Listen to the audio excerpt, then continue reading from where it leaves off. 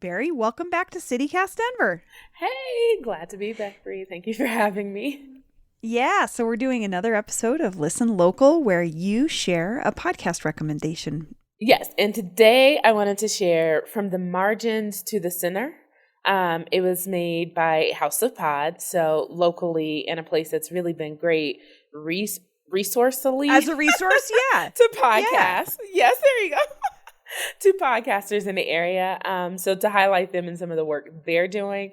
And this podcast, I love this I love local things, but I love this podcast because like the conversation was so, I don't know, Denver in a way. And then because I love podcasting, it kind of touched on the podcasting industry and making podcasts in a way where I was just like, oh, it's the things I love in one place and not a subject I usually talk about. Yeah, no, I mean, it's kind of cool when you get to hear other people talking about sort of the industry of something that you're involved in or you're really interested in. And honestly, podcasting is still a relatively new concept, I think, to a lot of folks exploring different avenues of media. So From the Margins to the Center is a podcast that comes out of House of Pod, like you said, a local podcasting house essentially that helps folks produce their own podcasts. What can you tell me about From the Margins to the Center? This was done by two people working at House of Pod, Becca and Jeanette. And they're basically working to tell the stories of local people in Colorado and different things that they might be behind or want to bring more attention to and how that affects our city. Because if we can support other, local people doing things that we might not even know about, it just, another way to boost those stories. Is what I would say from the different episodes that I've checked out. And then the one I was talking about today is on foster care. I was like, it's just so informative how you can listen to something and be like, I didn't know about this. And now I know everything I need to know. So the episode that we're talking about is called Moving Beyond the Mic with Natasha Pepperell. And she actually is the host of her own podcast called Just As Special. And like you were saying, she kind of she shares her experience navigating the foster system from the sort of parental side of it as a pretty young person that does foster care. But she also talks about, like you're saying, these other ways you can be involved with foster kids in their lives, which means you don't have to sign up to be a parent 24/7, right? You can, yes, you can maybe step in and just be a part of a child's life in some capacity. Yes, stepping in for an hour volunteering. There might just be different things at different centers or different things that people that are parenting foster kids may need, or just some resources or that you can give. And I liked in this episode where she was like, I wanted to create the podcast I wanted to hear because I knew it needed to be done. And I was like, I love the passion. And then she was, in talking about it, how proud of herself she was about the podcast. And she was like, the podcast is doing exactly what I wanted to do. And I was like, how many people get to create something around something they love, informational, and can just say that statement clear without any but, or maybe in a year it'll do blah, blah, blah. But to say it's doing exactly what I want to do. And it was just the energy of that. I really love that. So I was like, now I have to check out that podcast. Sure. And From the Margins to the Center with Becca and Jeanette it's highlighting, this season they're highlighting women of color podcasters in Colorado. So it's kind of a great way to get to know the podcast scene here in Colorado. It is. And to learn about the different things those people are doing, because it's not, you're a podcaster and it's like, what subject are you talking about? Some people have different subjects that they can mini talk about if you gave it to them. Like, I'm an expert on so many things. So I think it's like we're learning about women. I'm always like, listen to women. And then we're learning about it from, women and things like that. So I was just like, it's the layers upon layers of things that I liked coming to one place. And so if you're thinking, let me listen to more women, let me learn about more things happening locally anyway, it's a good resource. Well, we're going to get to it in episode of From the Margins to the Center. Thanks, Barry. Thank you.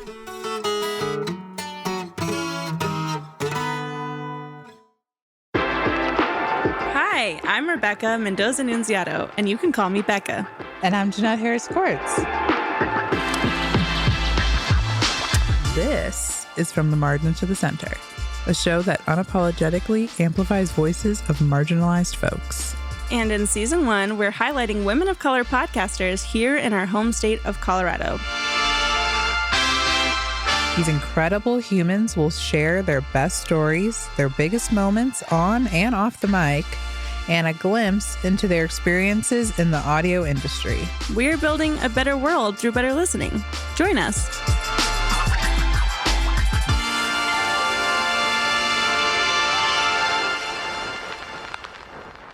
And in this episode, we are excited to introduce you to Natasha Pepperell, the creator of Just As Special, which she co-hosts with her sister Rachel. And we're adding another branch to the House of Pod family tree. Ayo. Because Natasha is a 2020 graduate of our AMPed podcast incubator for women of color. I love it. I love it. Yeah, I love this family tree. I love to see it growing and blossoming, and the smile that comes across your face every time we talk about one of your AMP sisters is truly amazing to me. I love the sisterhood. There's nothing like it. Yeah. It's really powerful. We are here today to highlight Natasha's journey that has happened over the past year. And not just any year, but 2020 year. Natasha just went straight ahead with her vision for creating the podcast that she wanted to see in the world. Mm-hmm. And they just celebrated 1 year of their show they've produced with House of Pod. And we are just so impressed and inspired by Natasha. Yes. She does good work. She's doing good stuff. Natasha does a great job building community beyond the mic. She is a foster mom to teen girls. Mm-hmm. And as a woman of color, she's passionate about finding and sharing diverse perspectives when it comes to foster care. And her sister is also a foster care volunteer. Yeah, exactly. But yes, you and Natasha referenced 2 episodes that really capture her journey, including episode 1. Yes, it has a great title. She called it Sassy as Hell and Haunted by a Microwave. And this is with Maddie, who was formerly a child in foster care and now is a social worker. I was like 15 at that point, so I was definitely older, but I was really open to all of this. Like, as much as I was angry and aggressive, I wanted a family. Wow. Okay. And the last episode of the season, episode 7, called Trigger Dances and Cookie Sheets. Love that. And that is with Maddie's foster mom, Patty, who's also a family therapist. Isn't that cool? That is cool. You know, we're not perfect. That's right. And we don't want to be perfect. We don't want to model that because we don't want them to be that, because it's impossible. Right. It's impossible. And also, this also gives them a roadmap.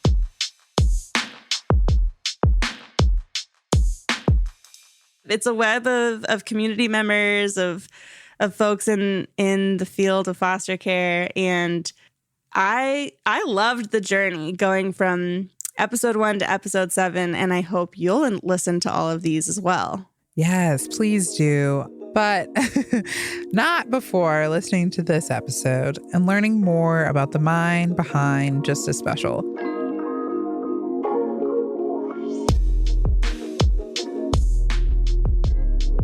My name is Natasha Pepperell, and I'm the founder of Just As Special. We're a foster care podcast focused on diversity. My sister is a co-host with me. She's a foster care volunteer, also volunteers in a women's prison where she works with many women who have kids in foster care. We also partner with foster care agencies to provide training for foster parents using our podcast as a basis. And we are also building out a resource database so that people who are interested in getting involved can easily find the ways to do so. So I know a little bit about your story, in part because you participated in our AMPed incubator for women of color. So I actually looked at your application to come and create a podcast with us at House of Pod, which was really fun because it's been a little bit of time since then. And so you wrote, when I first began foster parent training, I was disappointed to not be able to find any foster parenting podcast that I felt spoke to me as a woman of color. And you spoke to how there were sexist and racist and white savior undertones. So I would love to hear a little bit about the origin story of what made you want to start a podcast. When I was in foster parenting training, I was like, I want to learn more about this. I was going to be a first-time parent, and I turned to podcasts as a way to learn more. And I just wasn't able to find any that I felt really spoke to me as a woman of color, or that were diverse in terms of the people that they were bringing on, or diverse even in the multiple perspectives that they were highlighting. You know, when I looked around my classmates in the foster parenting training, many of them didn't fall into those traditional buckets as well. There was multicultural families, single foster parents, unpartnered foster parents. And I just felt like there was this huge gap that wasn't being filled. I realized that I needed to make the podcast I wanted to listen to. There was just no other way. It just wasn't happening. And I thought, hey, you know, this is something I want. How many other people want that as well? I love that idea of making the podcast that you want to see in the world and really filling a gap. So tell us a little bit more about your identity as you reflect on your role with this work. My mom is an immigrant from Iran. And so growing up, you know, it was really instilled in us that there's not just one way of doing things. There's multiple ways of doing things. And people are going to have different perspectives, and people are going to have different life experiences. And I think that's something I really carried with me into adulthood as well. And how I look at family systems is that, you know, each family is really its own culture when we get down to it. And so really what it is at its heart is foster parenting is a lot of culture clashes that are happening. And to just look through it through that lens, I think is just really powerful and can help us move the conversation forward in some really powerful ways when it comes to foster care reform. So you mentioned your sister. Can you tell us a little bit about what it is like and how you share responsibilities and work together? I was a little worried how well we would work together. We both have very strong personalities. But it's been really cool because this podcast has actually helped us to really grow a lot closer together. I was just terrified of the idea of me just talking into a microphone, you know, into like a dark hole. And I was like, all right, if this is going to work, I'm going to have to bring in people to interview. And then also, I don't want it just to be ever like me talking. So I floated the idea with my sister, and she actually was passionate about foster care even before I was. This has been a long-term passion of hers. And I've just really been amazed at what she can add to the podcast, and just her perspectives on things. It's been really cool. Another thing is I have a background in journalism. So that's what my education was. And transforming that into a podcast has been really fun because I always have a ton of questions that I want to ask people. Every episode we bring on a guest, you know, realizing that we're really not the experts, right? And how much we can learn from all these other people.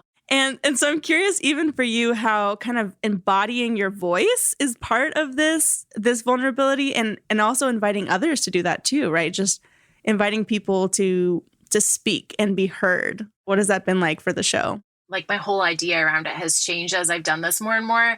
I would say at the beginning, I wanted a very polished podcast. The whole point of Rachel and I creating this podcast was so we could learn ourselves, right? How to be better involved in the foster care system.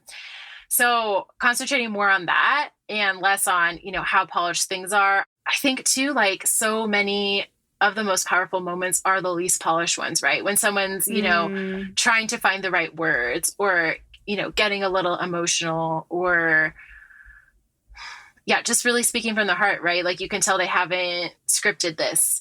As the show has gone on, I've gotten more and more comfortable with being able to tune into those moments that I feel like are really powerful in terms of the vulnerability or what they have to teach us. You know, there's not a lot of podcasts that highlight the perspective of former foster youth or foster youth, you know, LGBT youth and foster families, multicultural foster families, unpartnered foster parents, foster care professionals. There's just so many rich stories, you know, and everyone has something we can learn from. I think what I've really realized through this process, especially going through the Women of Color Incubator Program at House of Pod, is just how powerful storytelling is, and how really that's at the heart of every catalyst for change, right? Like every movement is stories, people's stories. You are building a community. You've created a show, but your show goes beyond what happens behind the mic. And I'd love to hear a little bit about what your vision is for what you're creating. Right now, we're building out a resource database of resources for people to get involved in foster care. And so our goal is to start with Colorado foster care resources. And there's not a database that currently exists. And that was one of the biggest barriers I had when becoming a foster parent, is figuring out what's that first step. And then also, what are those resources that can help me continue to do this work? the foster care system has pretty dire stats.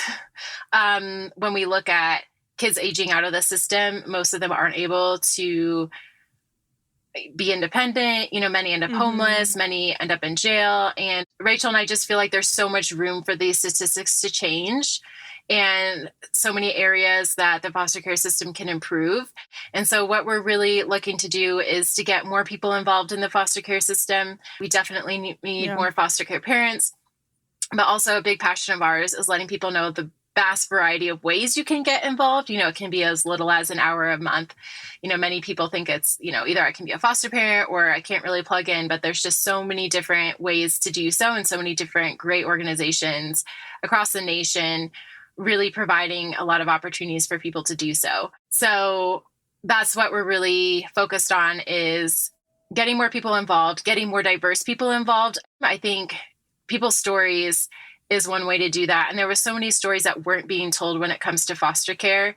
Who are you hoping is listening and therefore being moved by the storytelling on your show? I really see it as two separate groups of people. So one group are current foster parents. We have our foster care training built around our podcast. And, a foster care mom recently got in touch with me after listening to one of our episodes. And she said that as a result of one of our guests on the show talking about their experience being a foster parent, she had started to change some of those techniques that she was using with the kids in her care, and how it really inspired her to think about some things differently. And to me, that's really powerful. And then also the second group of people that we hope are really listening are people that haven't gotten involved yet in the foster care system, but are interested, whether that's volunteering, whether that's donating, whether that's becoming a foster family. People have told us, I've cried listening to your episode, because the stories are really so powerful. I mean, we've had some of our guests cry when sharing their stories. And this is something I really didn't expect, for us to be able to just go so deep, right? Someone who doesn't know me to be able to trust me enough to tell their story. I just think it's a great honor. Yes, you're doing these interviews and you're doing it with this vision of serving the community. And I would love to hear a little bit about your own approach to holding that space and helping your guests really feel the trust to go deep with you and get into those vulnerable places. I think the number one thing is being authentic. Another thing is just being vulnerable in myself, right? How can I expect someone else to be vulnerable if I don't help create that space for them? So I try to be really open and honest about myself and my own experiences. I'm not always able to put that on the show just because of legal reasons in terms of what I'm allowed to say about the kids in my home. And I always say at the beginning of every interview, if there's ever a question you don't feel comfortable answering, no problem, let's skip it. If you ever say something and then you're like, hey, I didn't like how that was phrased, or actually I just kind of want to cut that out, no problem. What have you experienced within yourself as you've become an interviewer? That's such a great question, because I think this process, right, changes us just as much as it changes our listeners, if not more so. I think one thing is I became a lot more confident as an interviewer. Before, with my journalism experience, it was mostly writing, and it's so much different than, pressing record, and you have to really make people feel comfortable, because I think the default isn't to be comfortable. It just feels a little scary. And I think over time, I was able to have a much more conversational interview. So my thought was at the beginning, especially from a journalistic standpoint, right, is you really take yourself out of the story. It's becoming a more modern thing to include even the first person in an interview story, right? So I wanted to take myself out of it as much as possible. And what House of Pod really helped me realize is that with podcasting, you have to get personal with yourself too, in terms of you really want your audience to be able to connect with you. So you really have to be comfortable being vulnerable. With that first episode, Sassy as Hell, I'm not going back and forth with Maddie, our interviewee, as much as you can see me going back and forth with her mom, which is really cool. We got to interview her adoptive mom. And with her, I was able to build a rapport a lot faster. Both of them, I think, are amazing episodes just because of the people that we had on. Maddie is an amazing storyteller. So it worked that I was just kind of stood off to the side. So I think able to have a more clear idea of this is exactly why I'm bringing this person on. And it is a balance of knowing kind of where you want the interview to go. But often the most beautiful moments in an interview are totally unexpected and come when I ask the question, do you have anything else to add? Yes. Yes. Yes, I love that question.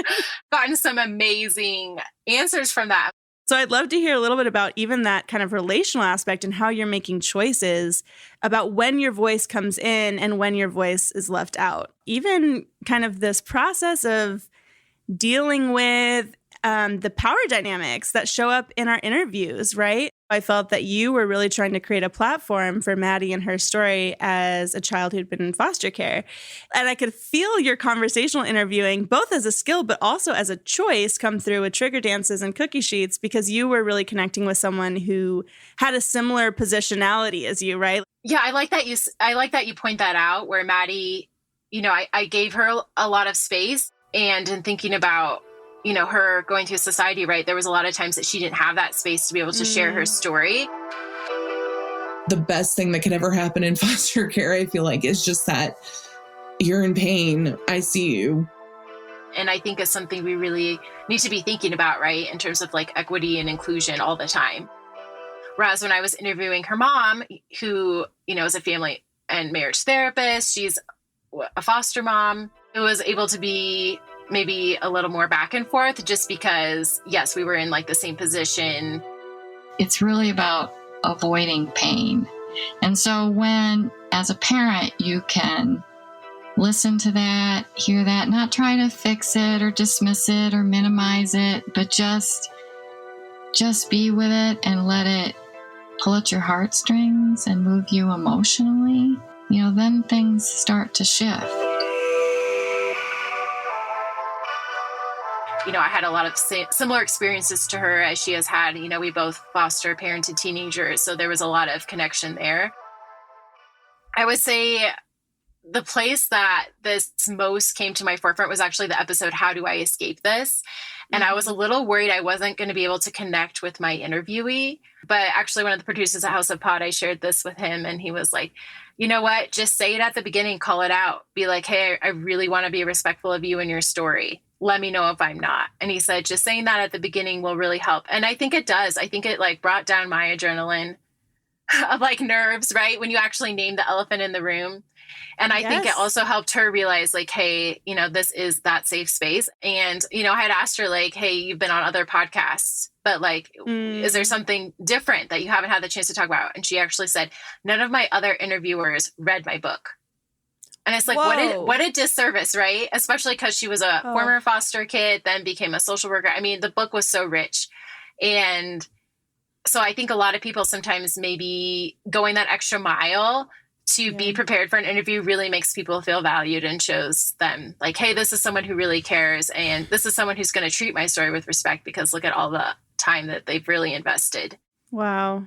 No, I got chills when you said that, because I just realized how much we can treat stories kind of like commodities or like projects, but that there's another way. And you're modeling this other way through not only doing your work, like doing your homework, but also having a humble approach, right? That actually as a host, you can go through this process of learning and of transforming, and that you don't have to know everything or get it all right, but it's kind of the way that you're postured. I'm curious also how folks have responded to your episodes when they were featured. Like, what have been the experiences of people like Maddie who get to hear themselves in a vulnerable space as a guest on a show? And what is it like after you stop recording and put that out into the world? It's something I was actually really nervous about, because these are really vulnerable stories. And I often wonder like, hey, am I presenting the story in the way this person intended it to be presented? We do go through an edit just for clarity and length.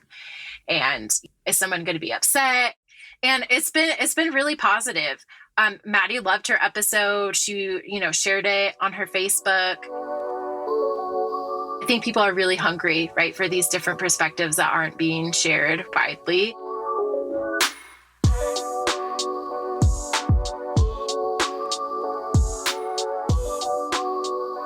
Has there been a moment where you really felt like, oh, I think I'm doing this? Or has there been any kind of magical or favorite moment in your podcasting journey so far? I think each time I interview someone, there's a moment where I'm like, yes, this is why I'm doing this. With cookie sheets and trigger dances is in talking to Patty, Maddie's mom, I almost felt like it was like a personal therapy session for me. She was just so amazing. And just the fact that we had a lot of similar experiences when it comes to fostering teens. I think that's what this podcast is all about, is to let people know, like, hey, you're not alone. You know, when it's hard, you're not alone. You know, maybe you wanting to be a parent, you know, but not being able to be a traditional parent, like, you're not alone. Like, people have come on the podcast and talked about infertility struggles. Like, I think that's what this really is like, here's a place that we can all learn from each other. And those are the moments that really make me want to keep doing this, I think, is those moments where I'm like, hey, this is something new that I've never thought about before. It was such a great episode to feel like I could hear you go into therapy, you know, like just truly, authentically, vulnerably showing up with a sense of humor and with personal experience of just saying like, yeah, sometimes this is really hard. And you know, you weren't just this kind of distant journalist. You were very much in it because you are in it, right? As a foster parent. So it was really beautiful to hear that. Oh, that's really cool to hear. Well, Natasha, the question, is there anything else? I love that question. I should have been prepared for it because I always ask it. I want to add this, and I've been blown away by how supportive the Colorado podcasting community is. Just like completely blown away. And I would say, don't be shy about asking other people to be a guest, because I learn from other people how they interview me and get a lot of great tips from that. And then it's nice to see what it feels like to sit in the hot seat, right? You can kind of forget what that feels like. But I've been completely blown away by how generous everybody is, how supportive they are of each other. And the more that I can help you thrive, the more we all thrive together. And I think that's just amazing. And more so than any other industry that I've been a part of. So that's something that I would encourage other people to, is like, you know, really dream big with this, because I thought this would take a lot longer to get to the point where we are now. And I'm really grateful for the community just rallying around us and supporting us.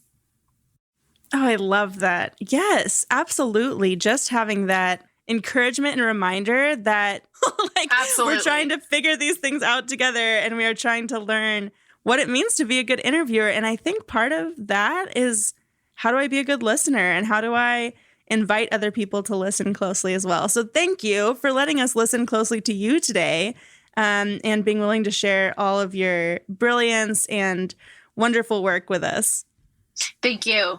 Thank you. Like, you've been personally, of course, been a huge part of my success, and House of Pod too. So I'm just really grateful for this platform to be able to talk about this. We've literally not even scratched the surface in terms of all the different perspectives that we hope to bring on the podcast. So our hope is just to continue to bring those stories of diversity and inspire other people to get involved as well. Yay. Oh, it was so fun, Natasha. I just love talking to you.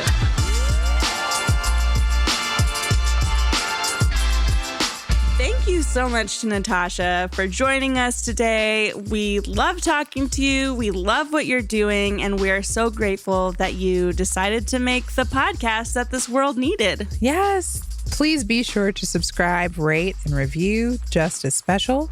And if you're interested in foster care, or already involved but want to get more involved in foster care, go to justaspecial.com for some resources.